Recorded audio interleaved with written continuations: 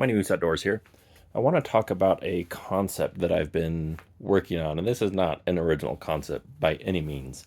Plenty of people have talked about this, but the general idea is a Rocky Mountain Recon, where you are in an environment like the Rocky Mountains, where you will have occasional forays into large open spaces, like think a desert valley, but you will also be hiking, trudging up and down, crossing rivers, doing somewhat short distances as well as longer distances. And this is the rifle that I've come across that I think is the best fit. Possibly not the best caliber, but I think that it's a good fit. This is the POF Patriot Ordnance Firearms Rogue. It is kind of a mix between an AR-10 and an AR-15. It does shoot the 308, or as it is affectionately known, the 308. And so, of course, it does have a larger bolt face as well as an extended mag well, but all of the other parts are interchangeable with an AR-15. It uses a regular AR-15 BCG, stock, buffer tube, all that kind of stuff. So not truly an AR-15, but not truly an AR-10 either. But the biggest thing is that it is incredibly light. It's under 7 pounds. Currently with the scope that I have on it, which is the Primary Arms ACSS, marksman reticle, it is over 7 pounds, but the rifle itself is incredibly light, lighter than most AR-15s actually. Now, the reason why I went with this was because if you're shooting at longer distances, you're going to want to have something with a heavier caliber. This isn't just something that I'm talking about from a tactical standpoint, but also from a hunting standpoint. I think that hunting is a great way to apply the skills and practice with the gear that you're going to be using in a, crap hits the fan scenario.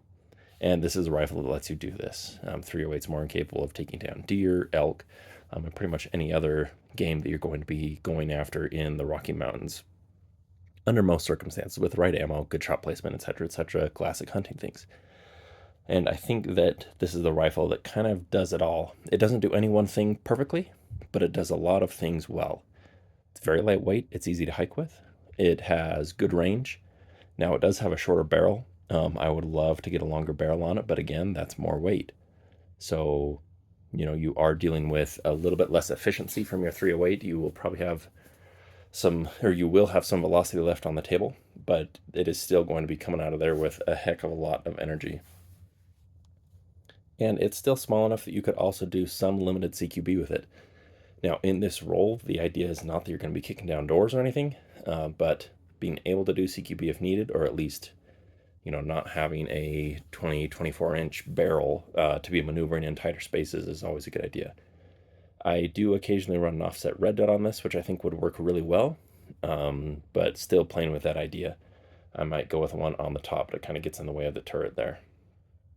So let me know what you guys think. I'm debating doing a extended series on this, including gear like what kind of camo, what kind of packs. Would you even wear armor? Because if you're up in the mountains for an extended amount of time, then hiking around with one of these big old steel plates, or even ceramic, they get really heavy. You certainly aren't going to be doing it when you're hunting. And is it something that's going to slow you down more and put you in more danger versus having the armor? Especially if you consider that if you're in this situation, chances are you don't have medevac that's going to be able to pull you out of there and take you to a trauma center. So a shot to, anywhere outside of your plate, especially if it's, in an artery, in a major limb, in a joint, etc., is probably going to be just as lethal, maybe over a longer period of time, than something that's going to be stopped by your plates. So being faster, being able to maneuver better, or having better camo, perhaps, would possibly give you an even better chance of survival. So there is the Rocky Mountain Recon, at least the rifle portion of it.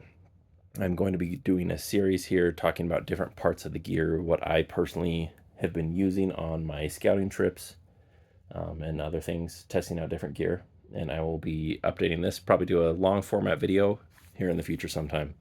If you want to go watch something after this, I don't have anything that I'm recommending from my channel right now, But I would recommend going and watching Garan's Thumb, Becoming Deadly in the Mountains. It's a series that is fascinating, has a ton of information, and is well worth a long watch time. So go check that out. This is kind of what inspired the beginning of this build for me, and I think it may inspire some things for you as well. So go check it out.